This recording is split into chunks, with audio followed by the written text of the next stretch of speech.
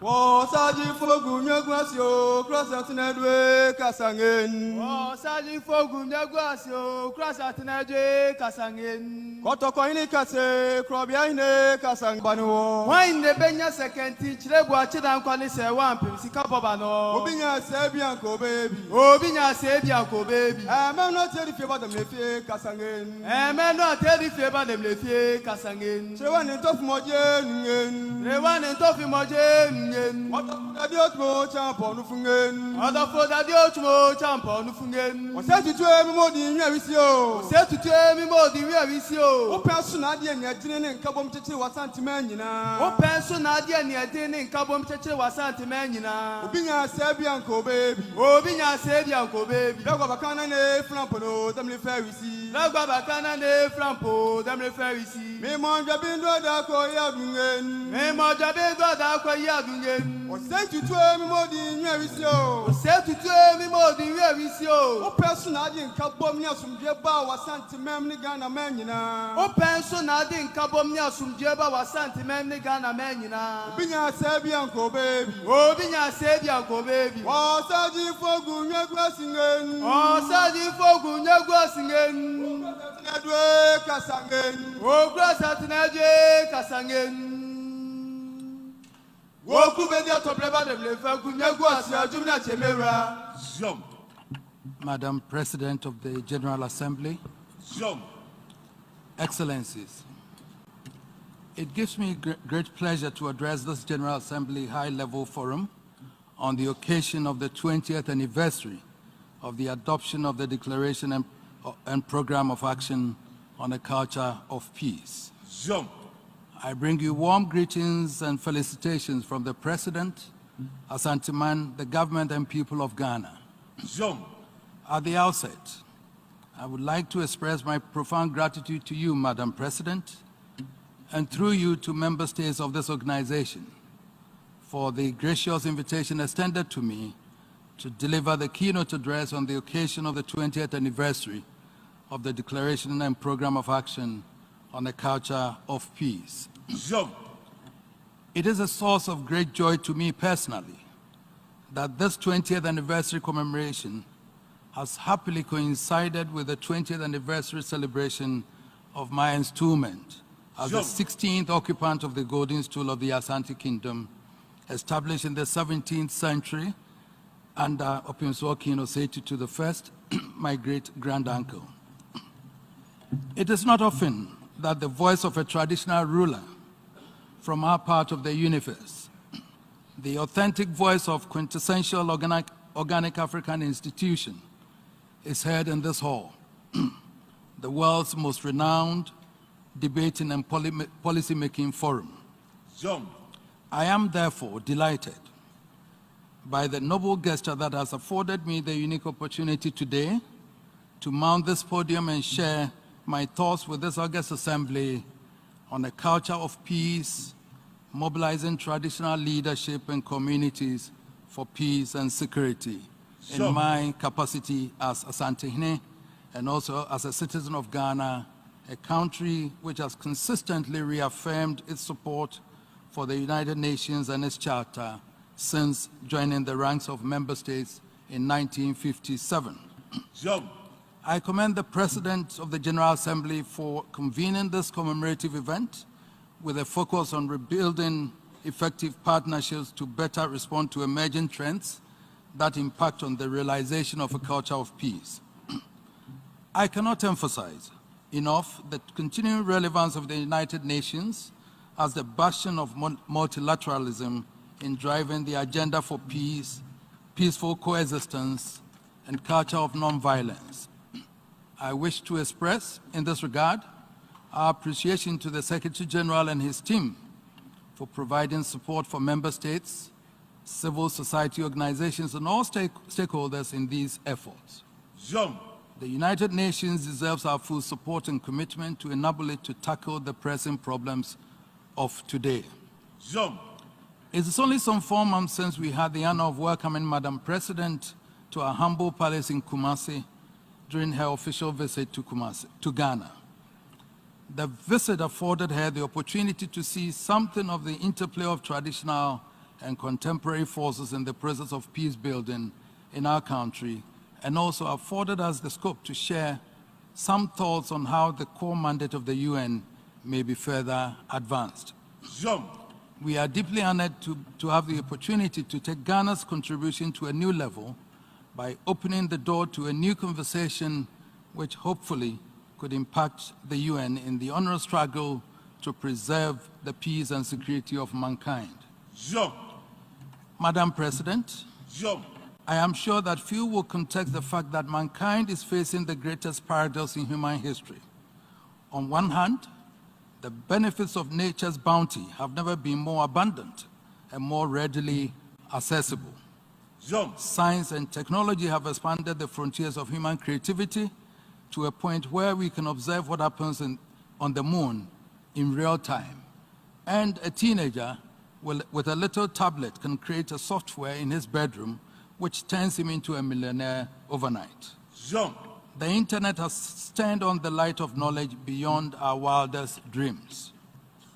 And yet, all that knowledge and wealth notwithstanding, we are faced with the stark reality that our world today is less safe, less secure, and less peaceful than it has ever been in history. Worse still, we have to contend with a real existential threat from a looming environmental catastrophe. However this paradox plays out, the United Nations will continue to be the only credible source from which the world may garner hope for survival. But it must also be obvious that in the grave new circumstances of today, a new construct is needed for which the UN's family must be prepared afresh.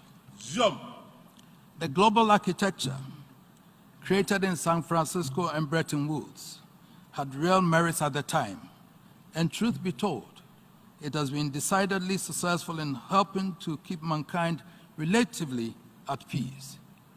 It was right that the UN becomes a collegiate of sovereign governments, because it was only sovereign governments working together that could tackle the challenges of peace and security. The UN helped prevent the world from tipping over the precipice at the height of the Cold War.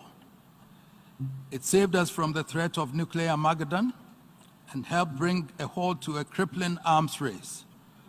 All this was possible because all concerned knew who and what they were dealing with, the sovereign governments of states.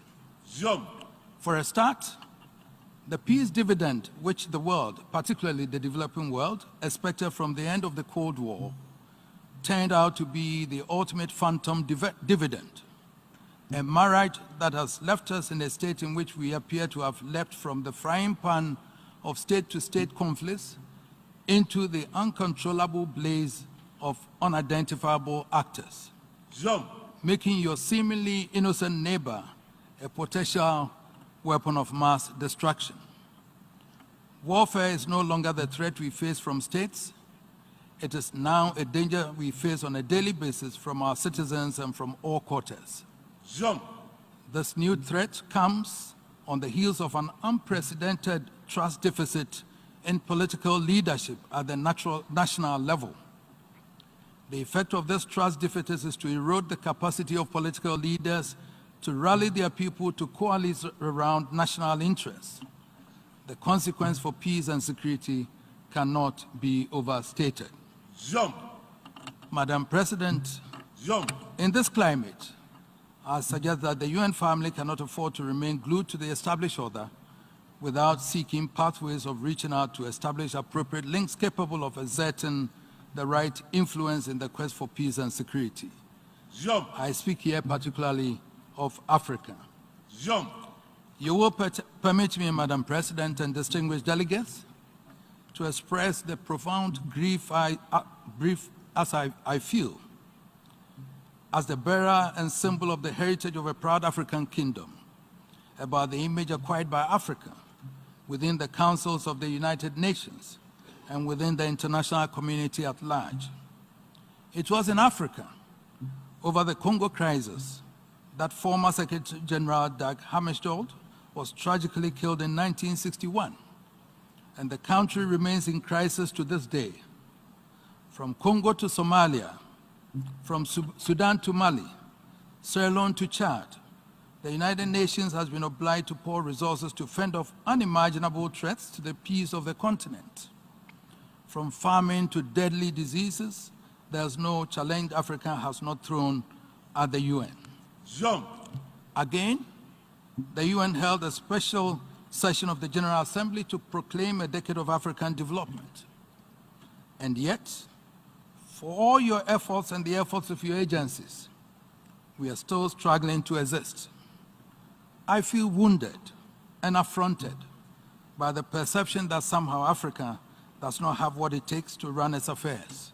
Jump. Africa indeed has what it takes and more.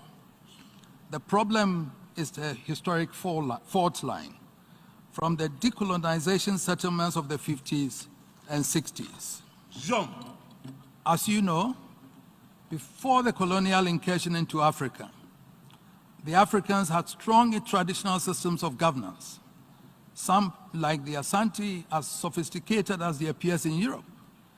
In the main, the colonial authorities co-opted the traditional system into the administration, allowing them to continue as the channels for the maintenance of law and order. Jump. It did not, of course, prevent a number of them from standing up for freedom. Unfortunately, however, the rising leaders of the freedom movement failed to appreciate the strategic role of the chiefs and rather unwisely lumped them together as appendages of the colonialists. Jump. The mistrust created between the nascent political leaders and the chiefs was to create the fault lines from which the continent is still suffering. The constitutional settlements of the liberation was characterized by the entrenchment of all the panoply of Westminster democracy to the almost total exclusion of the traditional governance that has served the people for centuries. Jump. The unraveling of the immediate post-colonial governments showed the extent to which the settlements had failed to glue the people together. Jump. The tragedy for me, however, is that the search for solutions has taken us everywhere except to the real fault line. For example, it remains the conventional wisdom that tribal or ethnic allegiance is responsible for Africa's predicament. This implies that we are so parochial in outlook, we have an inherent incapacity to coalesce around the broader interests of the nation state. Nothing represents a misdiagnosis of the African condition than this. Of course, ethnic loyalty is real in Africa. It is as real in Africa as it is in Europe, as real between the Scots and the English, as it is between the Irish and the Welsh, and as real in the Balkans as it is among the Catalans. It represents the fullness of our pride in our heritage, in the same way as it does for any ethnic group in Europe or anywhere else. But we also have a deep sense of nationhood as many others. Jump. The danger arises when the true traditional institutions are violated and the leaders clothed with the traditional capacity for brotherly interaction and promote peaceful coexistence are discarded. That is when persons with questionable agendas step into the vacuum to wreak havoc. Jump. I hope enough has been said to stir the rethinking of the approach to the quest for peace and security in Africa, and indeed for its development and its role in the global environmental challenge. Jump. Let me be clear. It is not a call for the reversal of the democratic processes in being on the continent. It is a case for the greater acknowledgement of traditional governance, the role it can play in peace building, economic development, and crucially, in the challenge of environmental change. Jump. It is a case for a new partnership between traditional governance and elected state authorities, not in the spirit of rivalry, but in the spirit of authentic collaboration. Jump. I am proud that in a quiet and informal way, we in Ghana are showing the benefits of the traditional and contemporary cohesion in governance. Apart from the constitutional arrangements for a national House of Chiefs, the respect for traditional authority has created a layer of moral authority we can be mobilized to intervene in times of crisis. On occasions where the political temperature has been on the verge of boiling over, it has been possible to bring the combatants into a quiet conclave to cool down passions and restore calm. Jump. At the conclusion of the last presidential and parliamentary elections, the country stood on the edge of disaster. The UN representatives and the diplomatic community were aghast, alarmed that Ghana was about to slip down the slope of electoral violence. Fortunately, the moral authority of the palace was at hand. We were able to intervene to persuade the losing candidate to accept his fate and to fly both candidates for a quiet encounter to pave the way for a smooth handover. Jump. These are the highest examples of the crucial roles behind the curtains when the moral force of traditional authority is harnessed to protect and sustain the peace, unity, and security of Ghana. Jump. But there is a lot more that should be of interest to anyone consumed by the raging fire of conflicts in communities around the world. Traditional leadership, like any other leadership, involves developing a vision and marshalling the requisite resources, including the people behind its implementation. An important ingredient of true and effective leadership is governing for all rather than a few, delivering the outcomes, including being prepared to be accountable to the people for the delivery or non-delivery of those outcomes. Jump. I am an ardent advocate of leadership by example. Since my ascension to the golden stool some 20 years ago, it has long dawned on me that it would be unrealistic to expect government alone, with its limited resources and term limits, to be able to confront these multifaceted developmental challenges.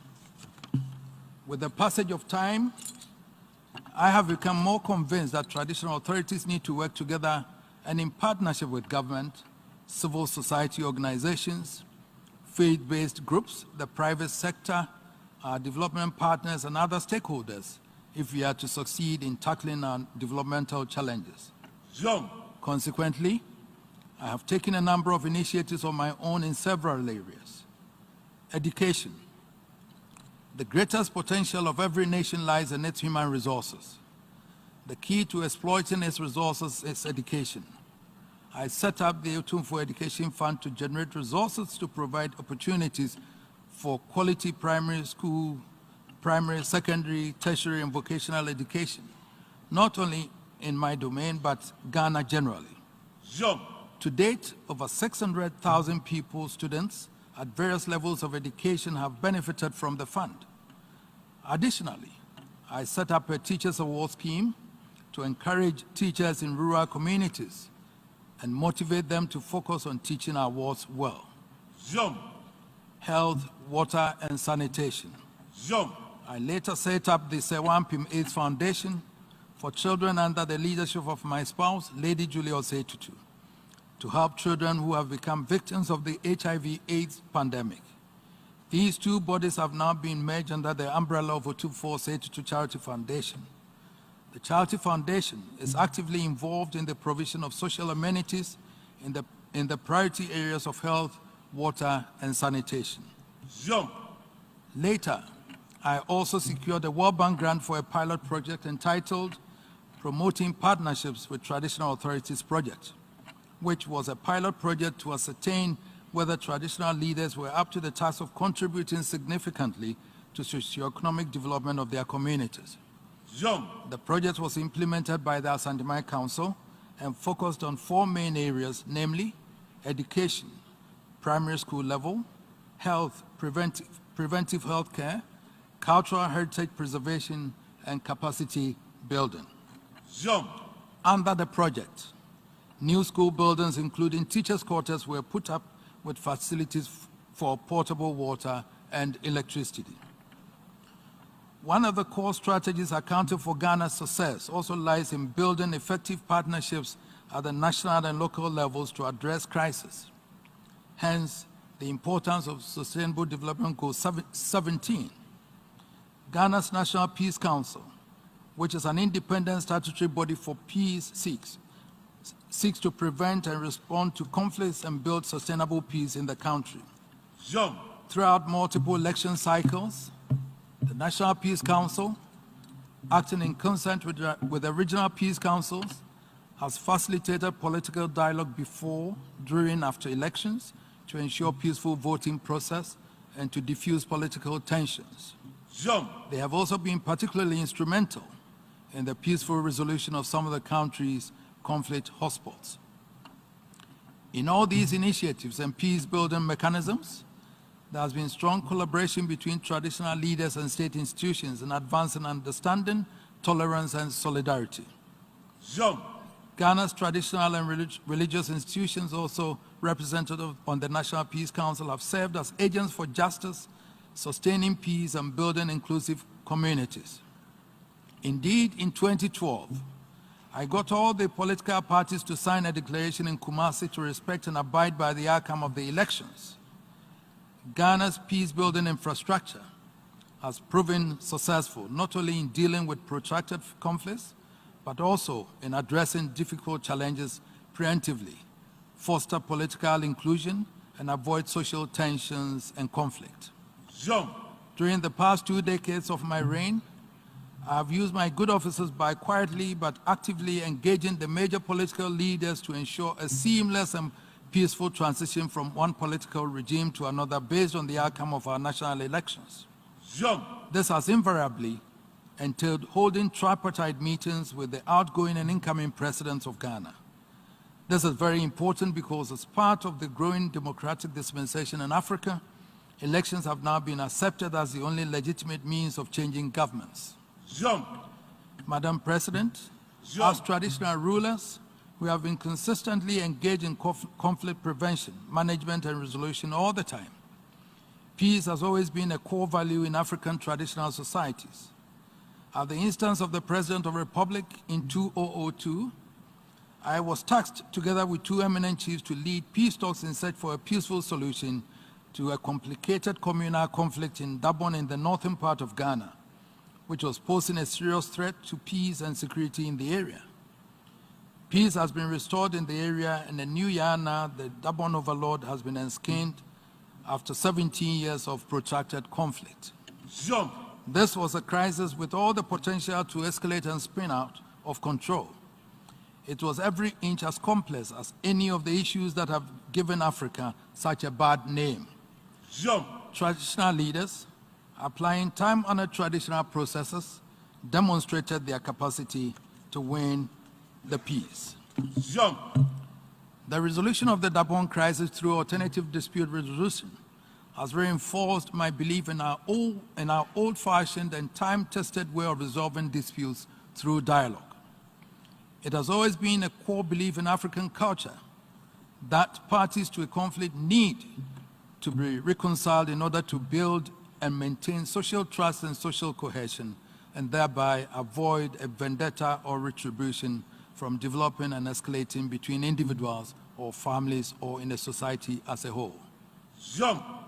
In conclusion, I wish to remind us all that sustaining the culture of peace requires, among others, non-violence and respect for human rights, respect and solidarity among all peoples and dialogue between cultures, the linkage of peace to democratic participation and sustainable human development, the free flow and sharing of information and knowledge, contribution to conflict prevention and post-conflict peace building, and equality between women and men, all best supported through projects in which people take an active role in transforming their values, attitudes, and behaviors.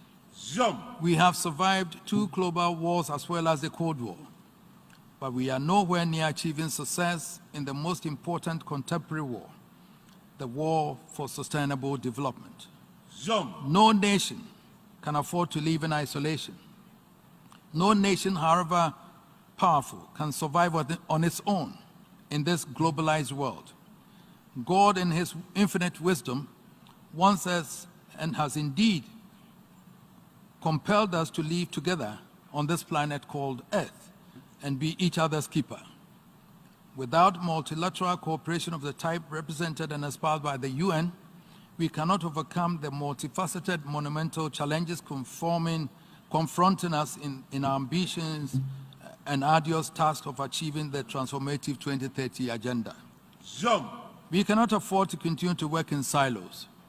We need to work in partnership and in tandem with each other to be successful. We have the means, the technology, the knowledge, and the resources to deal with current and emerging challenges. Let us use the occasion of this anniversary to rekindle the fire in our belly, re-energize ourselves, and renew our collective commitment to make the world a better place for all. Jump. History will never forgive nor absolve us if we fail to stand by the courage of our convictions and live up to our responsibilities by promoting the culture of peace as a sustainable basis and thereby ensure accelerated implementation of the Sustainable Development Goals. Jump. I urge all member states to pursue partnerships at the national level and seek appropriate pathways in promoting and sustaining global culture of peace. Jump. I am sure you are aware of the wealth of knowledge and expertise among traditional rulers in Africa. It is unpardonable that such results be wasted because we cannot evolve how to get the best out of our birthright. Jump. I thank you for your attention and I wish you successful deliberations. Jump.